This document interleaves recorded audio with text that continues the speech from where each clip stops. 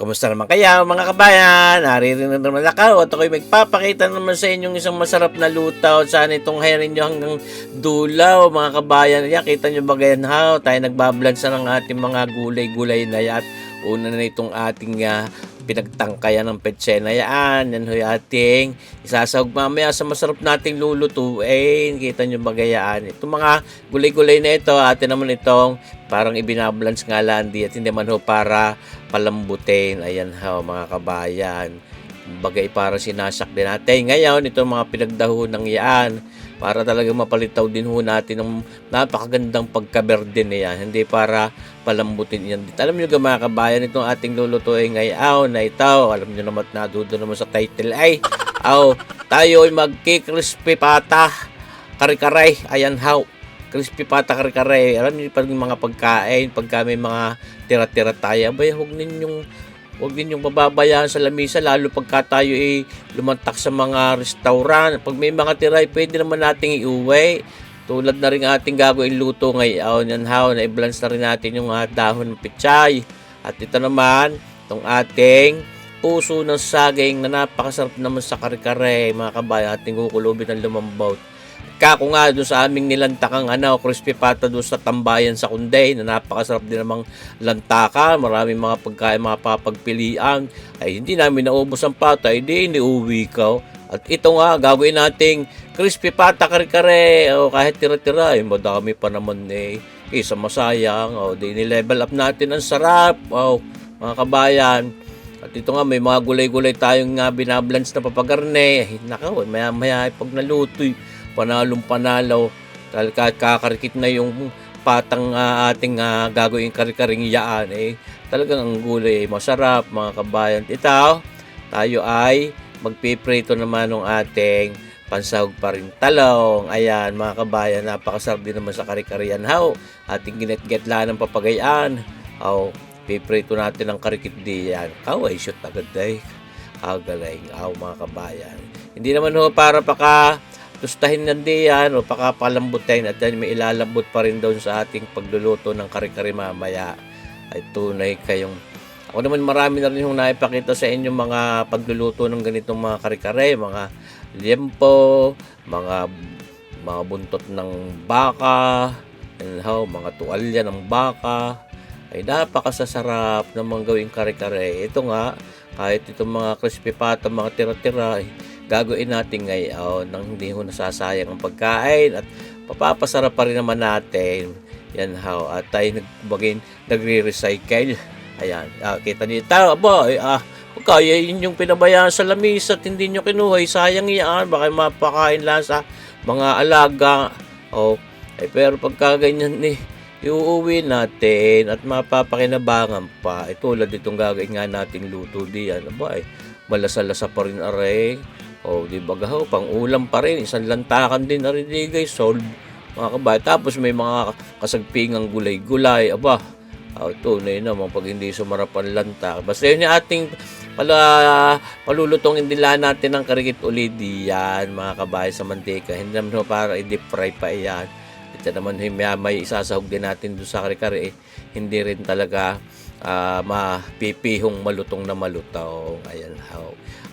Talaga namang sabi ko sa inyo ang mga pagkain ni ati pagyayamanin at maraming mga hindi makalantak. Kaya tayo, huwag tayong basta mag-aaksay ng pagkain. Naman nga kahit mumo, kahit mga patak at mga butil ng kanin, huwag nating aaksayahin. Siyempre, pinatitigis natin yan. At ngayon, magbabanaw na tayo nitong Mamasitas Kare-Kare Mix. Mabilisan, siyempre. Hindi na tayo para maggiling pa ng mga kung ano mga manay at mga bigas. May mabibiling ganyan Mamasitas Kare-Kare Mix na yan. Magbabanaw lang tayo ng 3 paketing papagayaw. Yan, yung nakikitang yan mga kabayan. Yan ang ating tubig na pinagbabanawan. Di tap water lang ho yan. Hindi ho mainit hindi ho talagang malamig. Yung normal na temperatura lang niya. Ating kakasaw-kasaw hindi yan sa mangkok na yan. Yan nang madilyot natin mapugnaw natin. Ngayon, ito naman, magsasangkot siya na tayo niyang bawang. at sibuyas na yan. Unahin na natin yung bawang na yan mga kabayan. Sus marsipaw. Napakabango niyan. Tunay namang ako'y marami-rami din maglagay ng bawang para hindi makalapit ang aswang. Mga kabayan. Ayan ho. Ay talaga naman yung pampasarap din yan at pampatanggal umay. Ito, sasawag na rin natin yung sibuyas.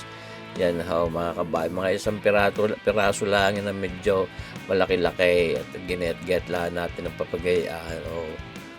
Mga kabayan. So, edi baga. Tapos ito, ang ating binanaw na kare-kare mix na ito, ilalagay na natin din sa ating cooking pan na yaan, non-stick pan na yaan. Ating palalaputin yung di talaga namang ang timpla niya siyang siya na. Then ito para pag-iisipin pa kung ano pang pwedeng ipaglalagay na panimpla. Ayan templado na mga kabayan. Hindi na tayo para mahirapan. Utay-utay na pinalalapot natin yang ating kare-kare mix na yaan ng mamasitas. Talaga namang gusto ko gahong bigyan pugay din yung mga kasagpi nating maya-maya, yung mga viewers natin, yung mga nagpapa-shoutout.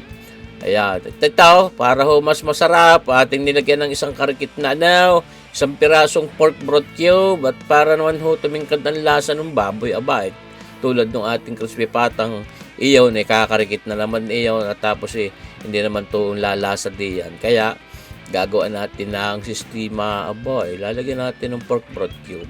Lagyan din natin ng paminta at itaw, hindi rin pwedeng mawala peanut butter. Ayan, kako nga bakit magigiling pa ng manay may peanut butter naman.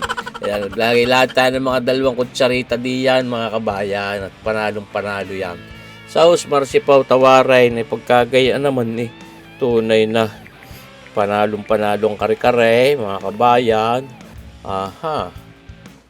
Tunay kayong maya-maya parang karikit malapit na yun sa katotohanan.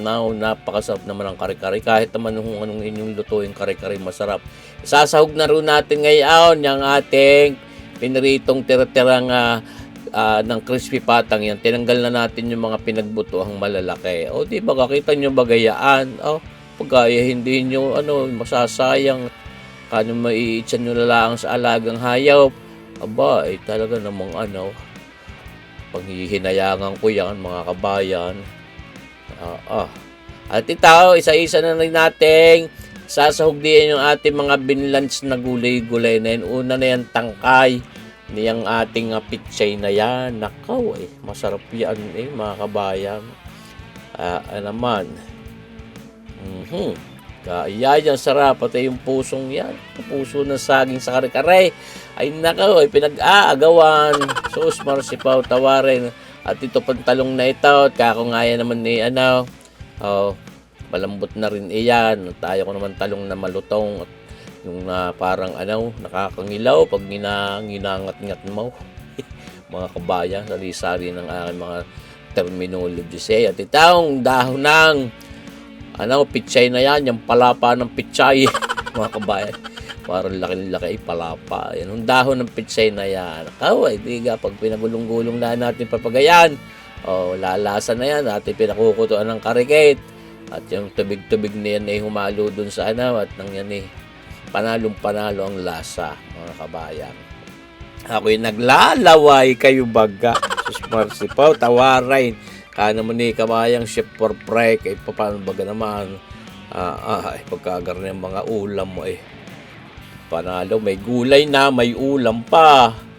Wala na kayong hahanapin pa mga kabayan, at tunay namang pang masarapan ito ngayong ating hapunang ito. Sauce, yan na, lalanta ka na nga ni kabayan.